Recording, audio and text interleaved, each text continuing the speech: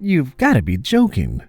My brother Daniel looked at me like I was the dumbest kid alive. Come on, it'll be fun. Get into the Halloween spirit. He sighed, snatched the book out of my hands, and cracked it open. His eyes roved over the pages with feigned disinterest, but I knew I had him hooked. He shut the book and held it at arm's length, scanning the cover. How to Summon Satan for Beginners? Where did you even find a book like this? I shrugged my shoulders. eBay. He shook his head and let out a long, exaggerated sigh, one that was surely meant to convey his disappointment in me. Fine, I'll play along, if it'll make you happy. Just don't let Mom find out. She'll skin us both alive. He opened the book and laid it on the ground. Okay, step 1. We need the blood of a sacrificial lamb. Where are we gonna get that? He frowned and shook his head as he stared down at the page. You know what? We don't have any of this stuff.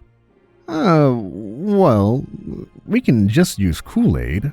That's red. It should be close enough. Good idea, said my brother. We also need the horns of a goat, the bones of a righteous man, and a scream of despair. I know about the first one.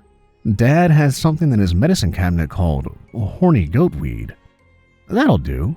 And I know about the second one. We can use the dog's bone. That only leaves the scream of despair. Well, we should be able to provide that.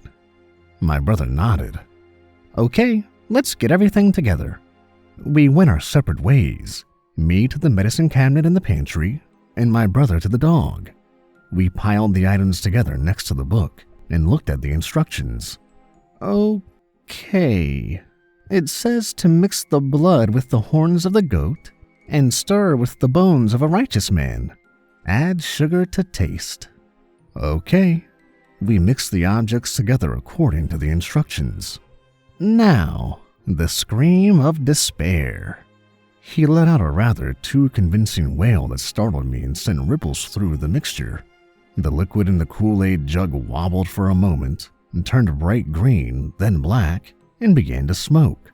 A faint voice could be heard, murmuring something that could not quite be made out. It grew steadily louder. "What the hell?" said the voice, and the Kool-Aid exploded with a terrible, infernal roar that shook the house, showering my room with red. Standing where the Kool-Aid jug had been was a terrifically ugly creature. It had scaly red skin, 2 large, polished black horns, and a face that only a blind mother could love.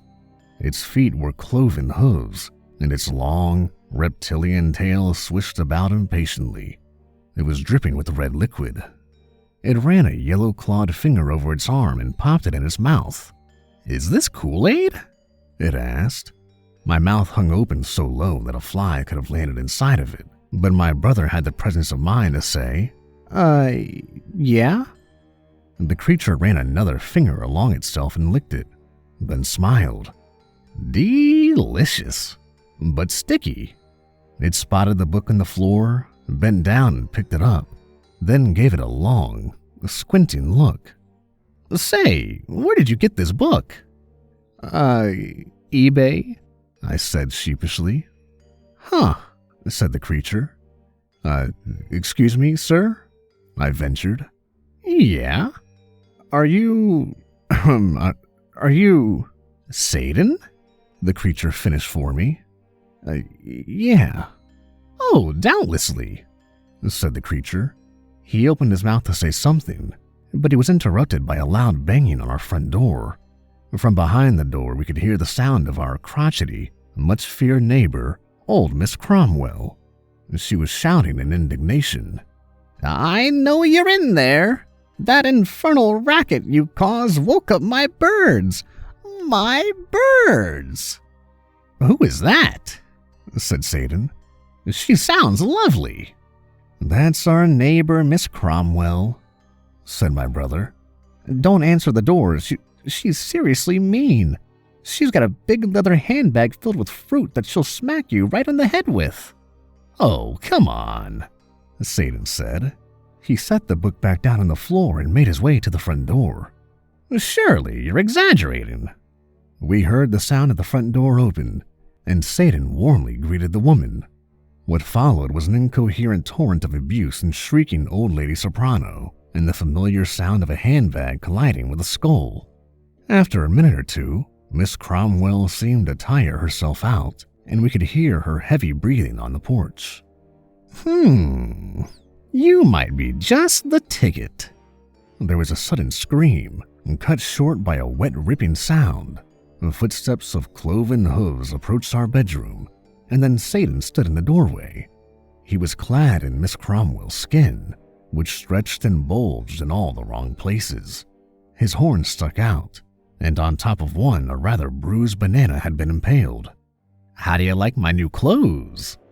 "They're, really nice," I said hesitantly. Satan frowned.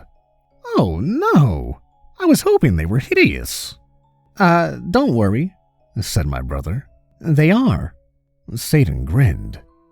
"You're not just saying that?" he asked. "Definitely not. I've never seen a human skin suit before. It makes me want to throw up." "Fantastic!" exclaimed Satan. He clapped his hands together. "Now, I'd better get going. Got people to kill, worlds to conquer, same old, same old." He bent down and picked up the book. "Do you mind?" he asked. We were both too stunned to reply. This didn't seem to faze Satan, who thumbed to a page near the back and read out an incantation in a language that sounded like a trash compactor clearing its throat. A rift appeared in the reality of our bedroom, rippling out waves of distortion around it. It expanded into a wide, black mouth, and demons began to pour out by the dozens. There were gray, scaly ones, green, slimy ones, and even one that was pink and fuzzy. Once they had filled the room enough to be bumping shoulder to shoulder, Satan spat out a few more arcane words and the portal closed. He beamed as he eyed his work. "Fantastic! Now let's go get some more human skin suits." Thanks for listening, everybody.